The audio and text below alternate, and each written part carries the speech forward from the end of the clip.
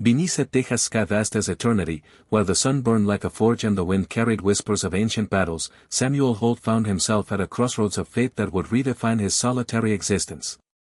It was 1864, and the frontier was a crucible of dreams and dread, where settlers and natives clashed in a dance as old as the plains themselves. Samuel, a wiry man of 42, his face weathered like the oak he chopped for firewood, lived alone on a modest ranch in the Llano Estacado. His hands bore the calluses of a life spent breaking horses and mending fences, but his heart carried heavier scars. His wife, Clara, and their young son, Jacob, lost to a cholera outbreak 6 years prior. Grief had made him a ghost among men, his days filled with the rhythm of chores and the silence of memories. Yet, on this late afternoon, as he rode his dun gelding, Juniper, back from checking his herd, a faint cry shattered his solitude, sharp and desperate, like a bird caught in a snare. Samuel reined in Juniper, his gray eyes scanning the horizon. The plains stretched endlessly, dotted with yucca and mesquite, the air thick with the scent of dust and sage. There, near a cluster of boulders, lay a small figure, barely discernible against the earth. It dismounted, his boots crunching on gravel, and approached with caution, one hand resting on the knife at his belt. As he knelt, his breath hitched. It was a girl, no older than 10, her Comanche heritage unmistakable in her beaded deerskin dress, fringed with quills, and the braided hair now tangled with thorns. A gash marred her cheek, crusted with blood, and her ankle was swollen, twisted at an unnatural angle. Her dark eyes, wide with fear, met his, and she tried to crawl away, clutching a woven pouch as if it were her lifeline. Samuel raised his hands, palms open. "I ain't here to hurt you, child," he said, his voice low, the kind they used to soothe skittish colts. The girl froze, her breath ragged, and in that moment, Samuel saw not the specter of a Comanche raid, but a child in need, vulnerable, alone, like Jacob had been in his final hours. The Comanche were legends of the frontier, their names synonymous with swift hooves and silent strikes. Samuel had heard the tales, homesteads reduced to ash, settlers vanishing into the night. Eddie lost a calf to raiders last spring, the theft fueling his distrust. Yet, as he looked at the girl, trembling under the weight of pain and fear, those stories dissolved. He thought of Clara, her gentle hands tending to neighbors during the epidemic, her belief that kindness was the only currency that mattered in a cruel world. Without a word, Samuel lifted the girl, her slight frame barely a burden, and settled her across Juniper's saddle. She tensed, murmuring words in a language like a river's flow, but didn't resist. "Let's get you patched up," he said, more to himself than to her, as they rode toward his cabin, the sunset painting the sky in hues of fire and gold. In that act, Samuel felt a flicker of purpose, a spark reigniting a heart long dimmed by loss. His cabin was a humble refuge, built from cedar logs and adobe, its single room a testament to a life stripped bare. A iron bed frame stood against one wall, draped with a patchwork quilt Clara had sewn. A pot-bellied stove squatted in the corner, flanked by shelves of preserves and a battered tin coffee pot. Samuel carried the girl inside, laying her on the bed with care. She watched him, eyes darting like a cornered fawn, as he fetched water from the well, the bucket's handle creaking under his grip. Kneeling beside her, he soaked a cloth and cleaned her wound, wincing as she flinched at the sting. "Sorry, little one," he murmured, mixing a salve of yarrow and honey, Clara's recipe, and spreading it gently over the gash. He bound it with a strip of muslin torn from an old shirt, then turned to her ankle, wrapping it snugly after confirming it wasn't broken. The heel's gaze softened, though she remained silent, her hands clutching the pouch. Samuel heated a pot of bean soup, rich with bacon fat, and offered her a bowl. She hesitated, then ate ravenously, her hunger louder than words. As night fell, the cabin glowed under the flicker of a tallow candle. Samuel sat by the hearth, his rifle leaning against the wall, its presence a reminder of the dangers beyond. The girl, whom he'd begun to call Sparrow in his mind, for her quick, darting glances, watched him from the bed. He tried to bridge the silence, pointing to himself. "Samuel," he said, then gestured to her. She paused, then whispered "Tv," a word soft as a sigh. He repeated it, mangling the pronunciation, and she gave a faint smile, the first crack in her fear. Outside, the wind moaned, carrying the distant yip of a coyote. Samuel barred the door, his mind wrestling with questions. Was she lost? Stolen? Would her people come? The thought sent a chill through him, but he pushed it down. Clara's voice echoed in his memory, "Do what's right, Sam, even when it scares you." He glanced at Sparrow, now curled under the quilt, and felt a resolve settling. This was his chance to honor that lesson, to be more than a man hiding from his past. Sleep came in fragments, Samuel dozing in a rocker with his rifle across his lap. Flashbacks haunted him, Clara's laughter as she danced with Jacob in their Kentucky kitchen, her fevered whispers as she slipped away, his own hands digging 2 small graves under a Texas oak. He woke with a start, checking on Sparrow. Her forehead was warm, a low fever setting in. He brewed a tea of willow bark, coaxing her to sip it, her trust growing with each small act.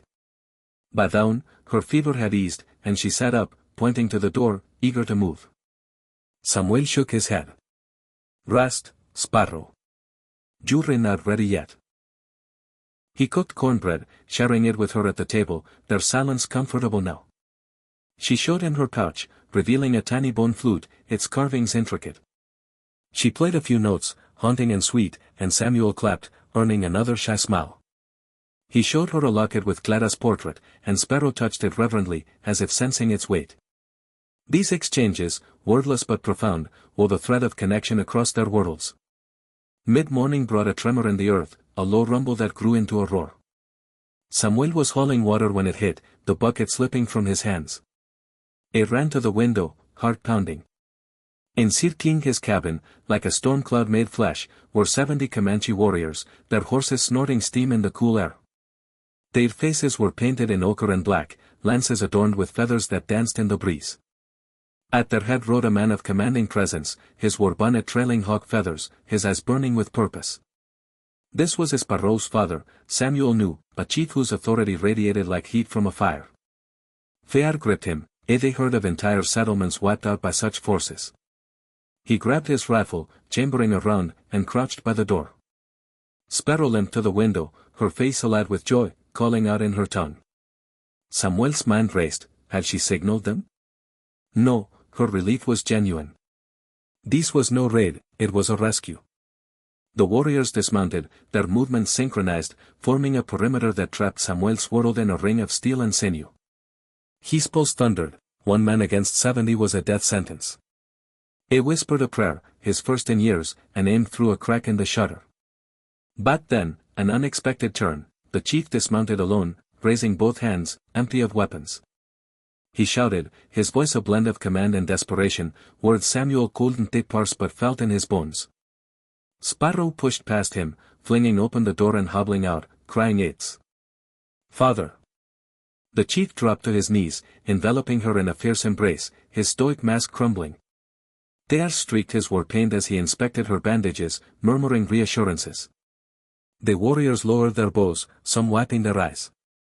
Samuel stepped onto the porch, rifle at his side, palms up in peace. The chief's gaze locked onto his, searching, weighing. In that moment, Samuel understood, this was no attack, but a father's frantic search for his daughter, lost in a storm while gathering herbs. Through Sparrow's gestures and fragmented translations, the story emerged. She'd wandered too far, fallen from a ledge, and lain helpless until Samuel found her. The chief, called Pitanocona by his people, listened as she manned Samuel's care, the cleaning of her wound, the food, the shelter. His expression shifted from wariness to reverence.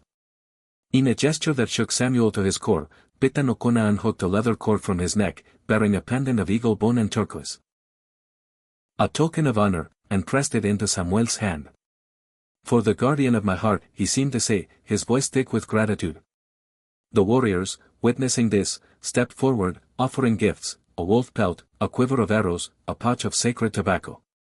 Samuel's throat tightened, tears spilling over. They braced for slaughter, but found fellowship.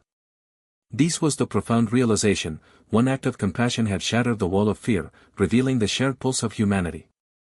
The emotional climax unfolded as Pitanocona invited Samuel to join them around a fire kindled in the yard.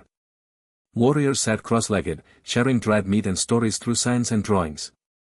Samuel learned of their struggles, the shrinking buffalo herds, the settlers, forts creeping closer, the treaties broken like dry twigs.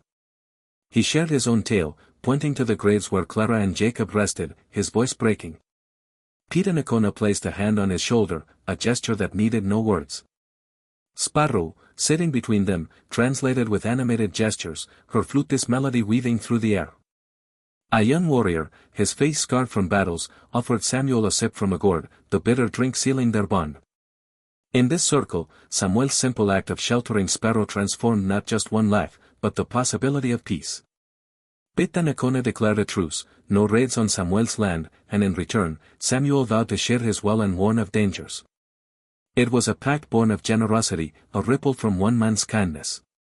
As dusk painted the sky in purples and reds, the warriors mounted their horses, their silhouettes fading into the plains. Sparrow hugged Samuel, whispering "Amen, thank you," her eyes bright with promise. Pitanacona clasped Samuel's forearm, a warrior's farewell, and rode off with his daughter. Samuel stood alone, the pendant warm against his chest, feeling reborn. The solitude that had defined him was gone, replaced by a connection deeper than words. Word of the encounter spread, from trading posts to distant cities, inspiring settlers and natives alike to seek common ground. Samuel's ranch became a sanctuary, a place where travelers shared stories under starlit skies. In his twilight years, Samuel grew frail, but his spirit soared. Sparrow, now a healer among her people, visited with her own children, their laughter echoing where warriors once stood. The frontier changed, railroads carved the land, towns rose, but Samuel's legacy endured. His story, told across America, from Boston's salons to California's camps, reminded all that kindness could bridge any divide.